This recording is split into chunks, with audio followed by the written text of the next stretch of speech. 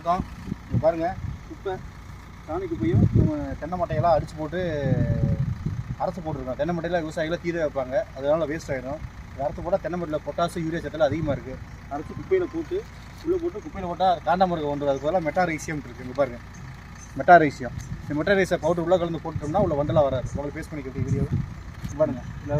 இதில் வந்துட்டு இந்த மெட்டாரைசியத்தை வந்து உள்ளே இறக்கி விட்டோம்னா, உள்ள தண்ணி ஊற்றிட்டோம்னா உள்ள புழு வராமல் இதாகிடும். வீடியோ பேஸ்ட் பண்ணிக்கிட்டு அங்கே பாருங்கள், ஜேசிபி பதில் கலந்து போட்டுருக்கு. ஜேசிபி போட்டுருக்கு பாருங்கள். பாருங்கள்.